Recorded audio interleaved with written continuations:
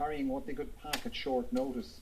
Others depend on the kindness of strangers in the slow-moving tide of traffic leaving the capital. The UN estimates as many as 5 million people could be displaced. Among the almost 40,000 Ukrainians who made it into Poland in the last 2 days alone was Irishman Kevin Harney. I think it's disgraceful what Putin has done and what Russia has done. They've illegally invaded a peaceful and democratic sovereign country, and the world has to stand up to this. We can't have a bully like this telling us that he's going to take whatever he wants, and if anybody interferes, it's going to be all-out war. Back in Kyiv, the waiting continues in underground railway stations, doubling as shelters.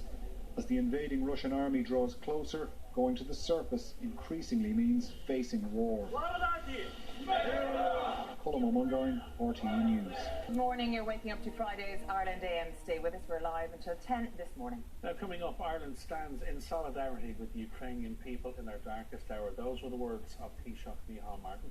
Following another turbulent night for the country, we're going to be crossing live to Ukraine to speak to some of its residents very shortly. With everything going on, it can be hard to shield your children from this news. We'll have advice on discussing this tricky topic with your children. Now we'll take an opening look at today's headlines. Anne O'Donnell is in the Virgin Media News Hub. Thanks, Elaine. Good morning. And at least 3 explosions were heard in the Ukrainian capital, Kyiv, this morning as the country comes under attack from Russians for a second day in a row. The Ukrainian president says Russia resumed missile strikes at around 4 a.m. local time, targeting both military and civilian sites around the country. Kyiv's mayor, Vitaly Klitschko, tweeted earlier that 3 people were injured after a rocket hit a residential building.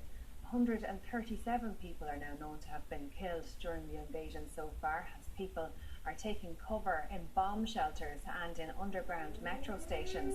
The US and Ukraine now believe Russia plans to overthrow the Ukrainian government. Security issues for the whole of Europe. Afghanistan was not on our doorstep. This is yeah. And we're all going to be affected by this. And a country like Ireland, as you could see it unfolding, our war, because make no mistake about it, we're not going to be able to sit this one out. Not that we really sat the World War II out either.